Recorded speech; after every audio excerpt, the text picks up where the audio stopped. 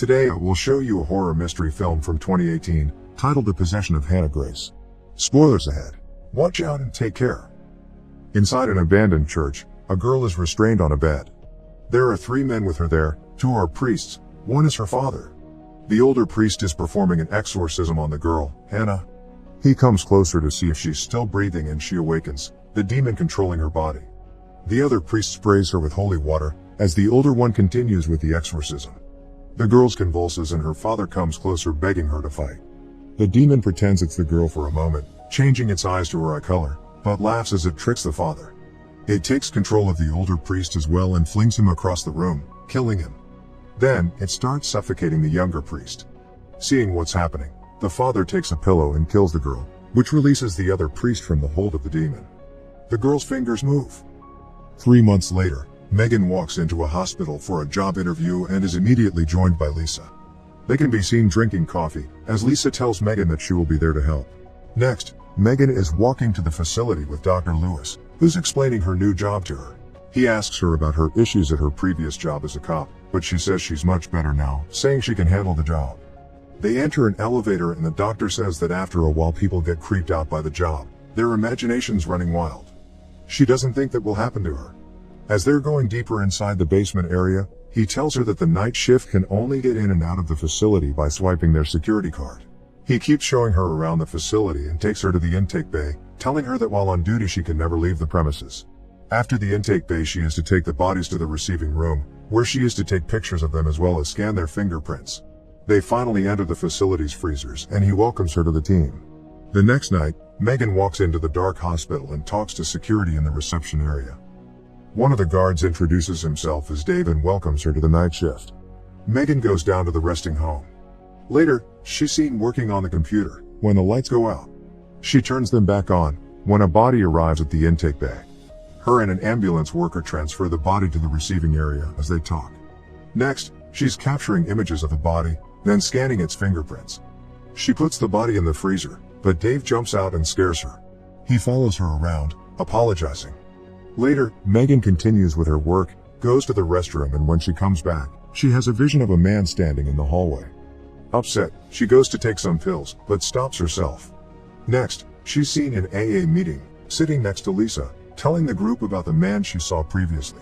He was someone she was about to arrest when she was a police officer, but he shot her partner before she did anything.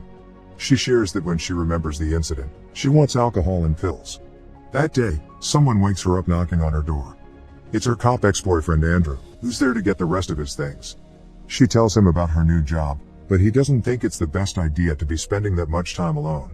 Megan tells him that it was Lisa's idea, who's her sponsor, and that the night shift worked great for her. The next night, she's at work and the alarm for the intake bay comes on. Megan goes to check but there's no one there at first. Suddenly a homeless guy jumps out at her asking her to let him in. She doesn't do it and calls security to inform them about the man, when an actual body is ready at the intake bay.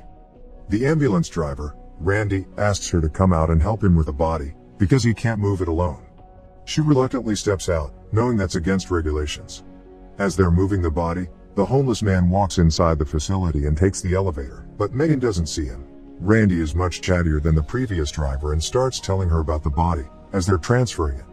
The body was found in an alley and the perpetrator escaped, with no clue of who he is. The body is Hannah.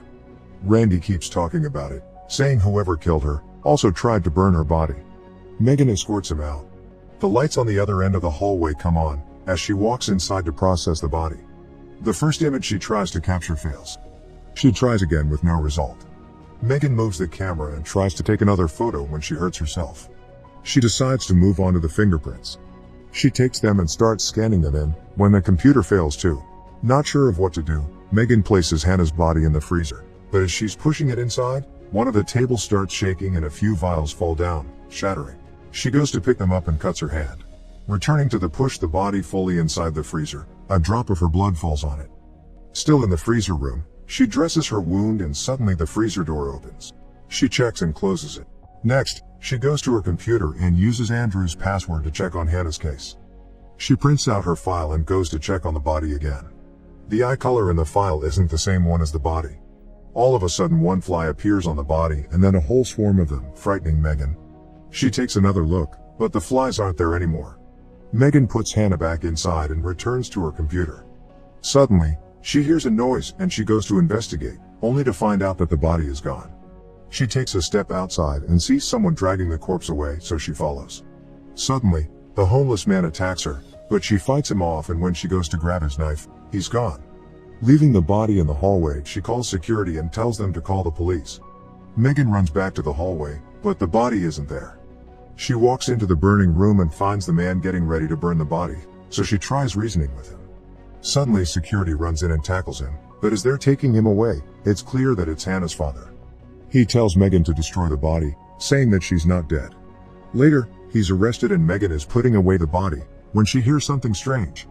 She closes the freezer, regardless, and walks away, but the doors open again. Megan is nervous to walk back, though she still takes the body out and opens the bag. Suddenly, her phone rings. It's Andrew checking up on her, but as she turns, the body moves. Megan takes a closer look at it and it exhales. She wraps it up in a panic and leaves the room when Lisa shows up at the door. She tells her that she can find someone to cover her shift, but Megan insists to stay. She tells Lisa that she heard the body exhale, but she tells her that bodies expunging air is a normal thing. Later, they're sitting in her office, talking about the attack and the night her partner got shot, when Dave walks in and tells her there's a cop that wants to talk to her. Lisa and Megan walk out and Dave stays in the facility. The door of the freezer opens again. The cop waiting for her is Andrew. He asks her how she is, but then starts asking her about a bottle of pills that have gone missing from his stuff. She gets angry with him, but before he leaves asks him to help her with something. Megan goes back down at the resting home and grabs Hannah's fingerprints. She gives them to Andrew, says that there's something odd about it and asks him to check it out. Dave plays around in the facility while he waits, but he hears something strange and walks into the freezer room. Something is moving inside the freezer, so he opens the door and looks inside, when a hand grabs and then pushes him out. It controls his body like it did the priest and drags him back into the freezer.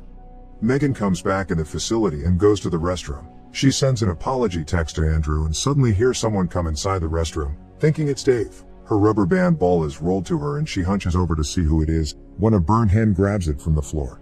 Megan is terrified, but comes out of the stall. There's nothing there. Later, Andrew calls her back and tells her that Hannah has been dead for 3 months. Megan searches for Hannah online and finds an article about her, saying she was possessed by a demon.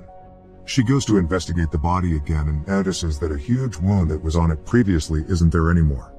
The other security guard is looking for Dave too, when she walks to the reception desk. She asks for the security footage. Back at her office, she's going through the footage and finds a glitch that looks like the body is in the hallway.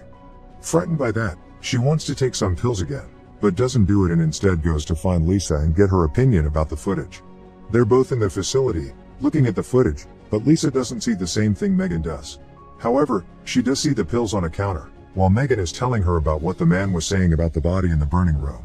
Lisa confronts her about the drugs and doesn't quite believe her when she says she didn't take any. Her sponsor thinks that the visions she's been having are caused by stress. Lisa leaves the facility and goes to light a cigarette in a stairwell. She hears some noise upstairs and thinking it's Dave, runs up toward them. As she reaches a corner and sees Dave in the shadows, the body jumps out of the darkness and starts chasing after her. Lisa goes to the roof, but it follows her there and slowly kills her. Back inside the facility, there's another intake. It's Randy again, but this time Megan won't come out to help him.